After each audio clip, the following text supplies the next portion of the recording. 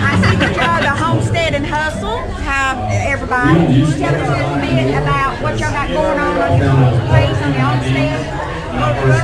Y'all speak real loud so I can hear y'all. Right now we're trying to get a better garden, like a raised garden, kind of like yours. Actually, I got inspired by yours. Oh, thank you. And looking at a few more animals, for to add to the homestead. And that's more meat chickens coming soon. Those are a lot of work. We just butchered our meat chickens. And Jim and I homestead, her husband Buddy helped Todd do them. We had raised the red rangers and the white leggings. The broilers. Broilers. Okay. And the broilers were a lot better. Yeah, that's what we do. Yeah. So we won't do the red rangers anymore. Yeah, I had asked you that on your live that time. What kind they were? We do the broilers. Yeah. What are they called? Cornish cross. Oh, okay. Yeah. That's what we do. And we don't free-range ours. Instead of we keep in the grow out kids, and they get to almost 6 pounds of them. Yeah. Like, they get bigger. So how long y'all been homesteading? Since 2000, we moved out there in 2014. So we just gradually have been We're building our own business. inside of a barn. Takes a while. Yeah. So what made y'all to decide to make that move and start homesteading, building your own house and stuff? I just like, in general, the economy, and we're getting, we're thinking about retirement, early retirement, and kind of making it without a lot of having to spend a lot of money, Yeah. And also we had some health issues, and so we decided to start growing our own food, so we could live longer. Yeah, the majority of the people that I've met and known, just like in our situation, health issues is what drove us to raise our own food. See, we used to raise our own food, but not to the scale that we're doing now. We just have a garden and get our food and stuff. But now I'm trying to push and stay away from the grocery store. Right, and that's what we're doing. We're trying to eat more and more. We eat majority of our own meat now. Yeah, we cook almost all of our meals, hardly ever out, ever. We don't like to eat out actually, but but sometimes we have to when you go out. Yeah. But we do cook all of our meals and raise most of our meat now. Yeah, we do all of our meat too. Yeah, and I've seen y'all do that big cow. I saw your video at the Mexican restaurant too. I had good service. See, let me tell you why I did that. Because we went over there one time and we didn't get good service. I waited over an hour for my steak. Okay? And so when we went back, I set the camera up. Boy, it was good. There you go. Yeah. So I told him I learned the secret.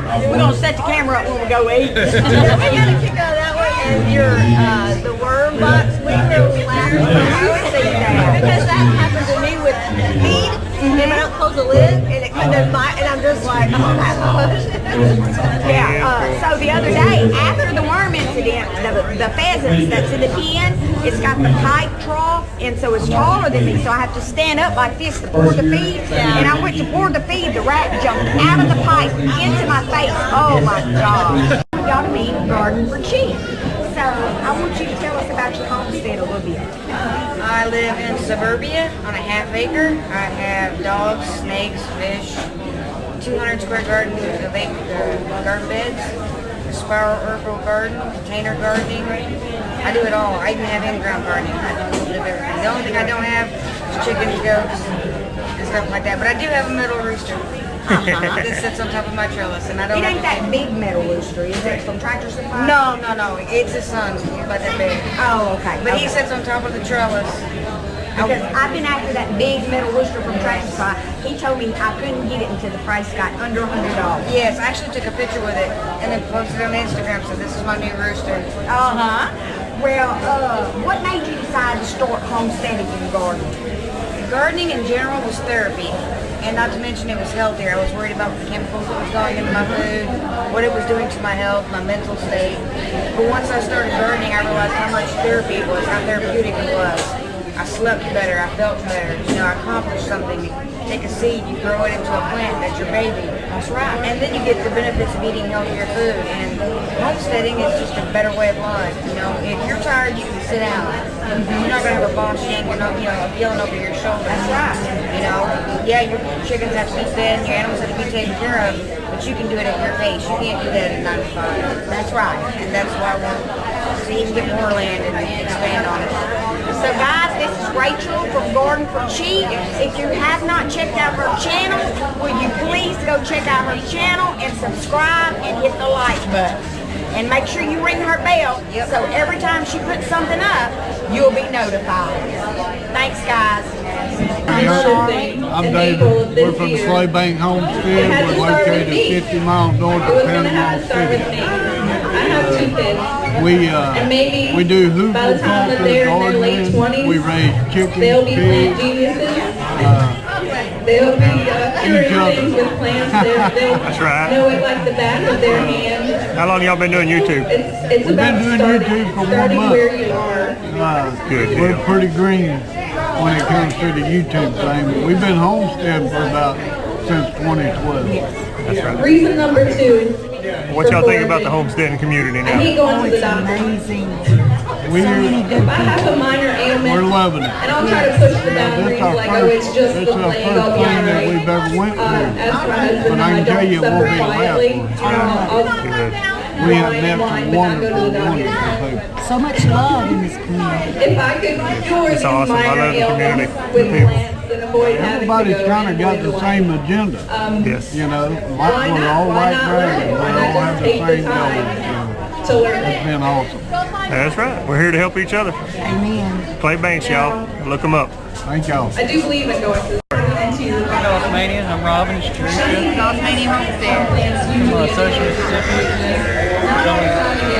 Sorry, we got a little... Ain't no problem. I think everybody knows him anyway from his little fit.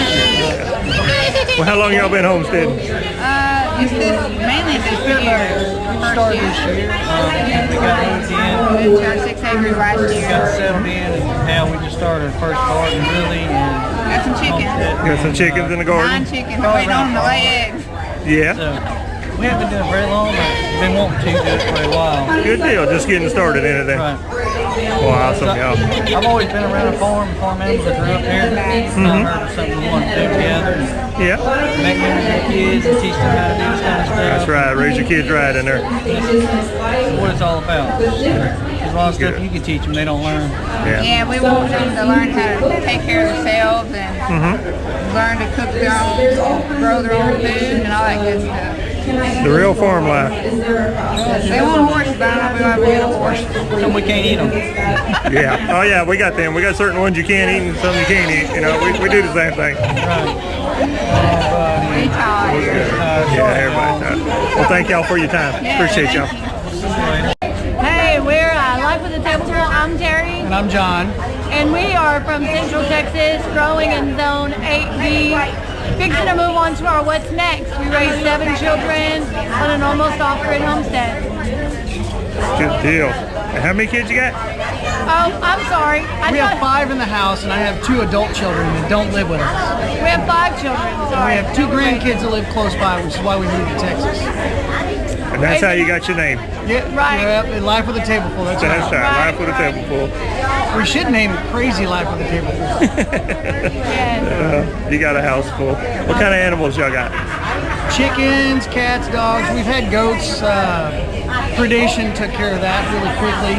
Because our current house doesn't have a continuous water We supply, didn't have a continuous water supply. it's really hard to raise animals and worry about, like when you shepherd an animal, when you get an animal and you're going to care for it, and it depends on you for all its life substances, right?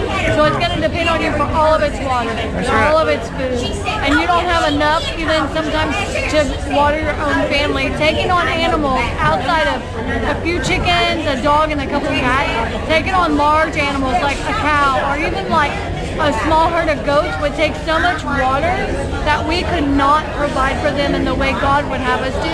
And so that's part of why we have a What's Next. That's part of why we sold this place, and we're buying a smaller piece of property because it's connected to the city supply. It's connected to, it has a pond depression that we're going to be able to dig Yeah, out. so you'll have endless water then. Yes. Have what you So need. we'll have water for us to be able to have animals. We found out recently that I have an EpiPen severe allergy to milk. And so we will never have a dairy herd. All the animals we will grow will be strictly for meat. For eggs. Yeah. Live off what you got. Yes. Well, I appreciate it, y'all. Thank you for your time. My channel is Beagle Family Fun. It's me, my son, and my wife. We have a small channel.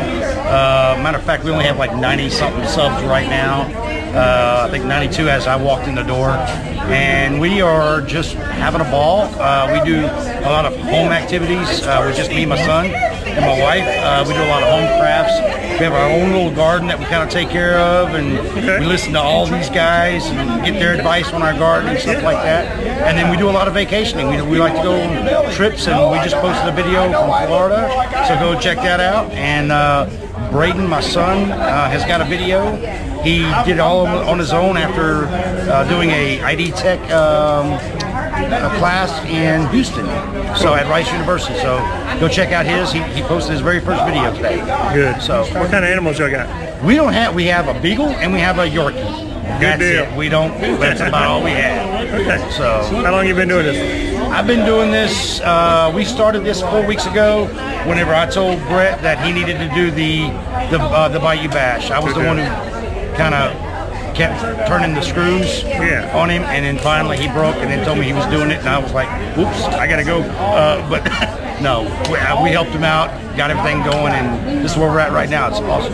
Good deal. All right, good young, just starting out, y'all. Check them out. Beagle Farm. Thank you. Appreciate you.